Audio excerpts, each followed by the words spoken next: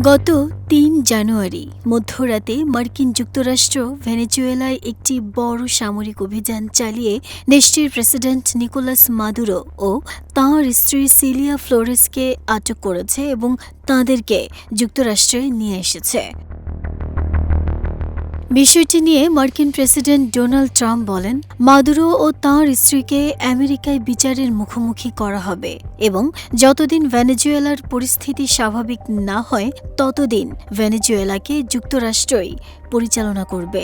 Trump প্রশাসন ইতিমধ্যেই মাদুরোর বিরুদ্ধে মাদক ও সন্ত্রাস বিরোধী আইন অনুযায়ী অভিযোগও দায়ের করেছে। মাদুরোকে যুক্তরাষ্ট্র বিচার করার প্রস্তুতিও নিচ্ছে বলে জানা গেছে। অন্য একটি দেশে কেন এই সামরিক অভিযান? অনেকের মনেই এখন এ প্রশ্ন।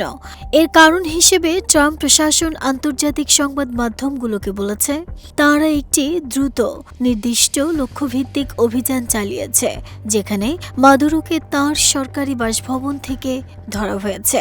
ট্রাম্প প্রশাসন দীর্ঘ সময় ধরে অভিযোগ করে আসছিল যে মাদুরোর সরকার জাহাজের মাধ্যমে মাদক পাচার করছে এবং ভেনেজুয়েলা তাঁদের অভ্যন্তরীণ শৃঙ্খলা ও নিরাপত্তার জন্য হুমকি তৈরি করছে। এ কারণেই যুক্তরাষ্ট্রের সামরিক বাহিনী ভেনেজুয়েলাকে আটক করেছে। ট্রাম্প দাবি করেছেন, দেশটিতে এসব সন্ত্রাস, মাদক ও নিরাপত্তা ঝুঁকি মোকাবেলা ও শান্তি প্রতিষ্ঠার জন্য সামরিক হস্তক্ষেপ জরুরি ছিল।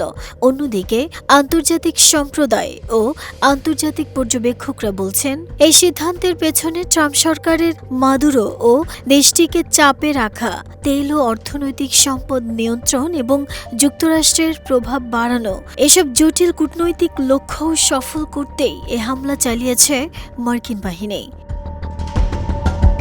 এদিকে ভেনেজুয়েলা সহ বিশ্বের অনেক দেশই এই হামলাকে সামরিক আগ্রাসন ও আন্তর্জাতিক আইনের লঙ্ঘন হিসেবে নিন্দা করছে। বিশ্বজুড়ে অনেক দেশ, বিশেষ করে রাশিয়া ও ইরান, এ ঘটনায় কড়া সমালোচনা করেছে। নাহিদা স্মৃতি, দেশ রূপান্তর।